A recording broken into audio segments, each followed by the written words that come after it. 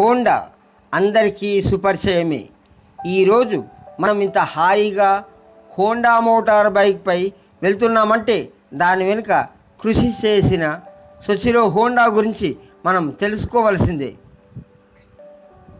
సోషిరో Honda రాసిన కొటేషన్తో మనం వీడియోను చూద్దాం.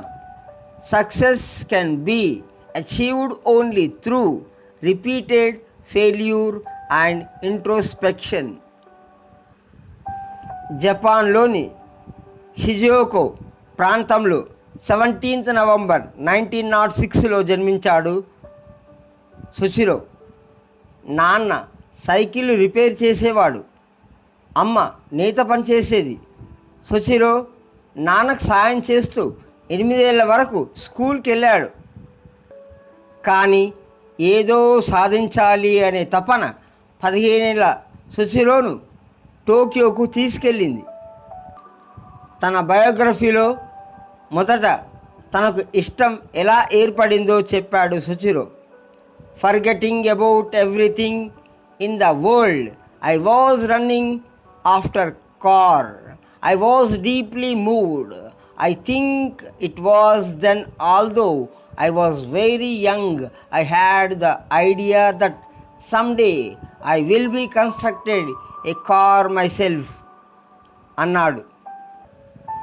టోక్యోకు వెళ్ళిన సోషిరో అక్కడ మోటారు రిపేరు కంపెనీలో చేరి 6 సంవత్సరాలు ఎక్స్పర్ట్గా తయారయ్యాడు. 22వ ఏట తిరిగి తన స్వస్థలానికి వచ్చి కారు కాలాన్ని పెంచడానికి కావలసిన పిస్టన్ రింగ్స్ను తయారు చేసి టొయోటా మోటార్ కంపెనీకి చూపించగా ఆ సంస్థ వాటిని తిరస్కరించింది. పిస్టన్ రింగులో మరికొన్ని మార్పులు చేయగా కంపెనీ పిస్టన్ యూనిట్లను తయారు చేయమంది. అప్పుడే సోషిరోకు దురదృష్టం వెంటాడింది. తను తయారు చేసుకున్న ఫ్యాక్టరీ భూకంపంతో కుప్పకూలింది. అదే సమయంలో 2వ ప్రపంచ యుద్ధం జరుగుతుంది. సోషిరో పేరు వింటే ఓటమి సైతం ఓడిపోతుంది. పట్టుబట్టి సోషిరో కొత్త సిమెంట్ తయారు చేసి ఫ్యాక్టరీ నిర్మించగా 2వ ప్రపంచ యుద్ధంలో అమెరికా వేసిన వాయుసేన బాంబుతో మళ్ళీ కుప్పకూలిపోయింది ఫ్యాక్టరీ.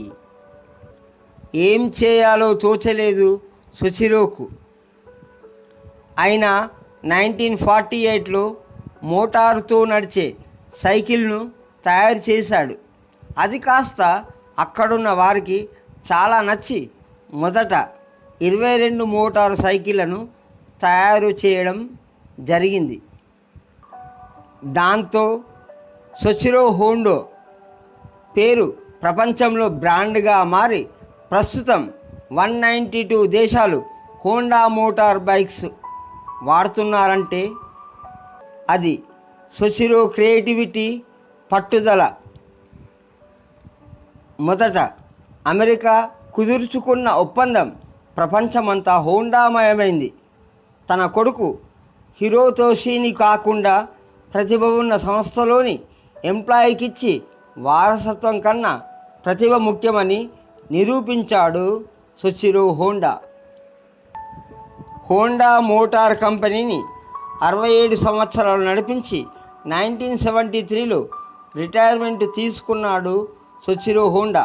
తనకిష్టమైన కార్ రేసింగ్, గోల్ఫ్ లాంటి ఆటలతో ఆనందం పొందుతూ చివరకు 5th ఆగస్ట్ 1991లో తుదిశ్వాస విడిచాడు సోషిరో హోండా.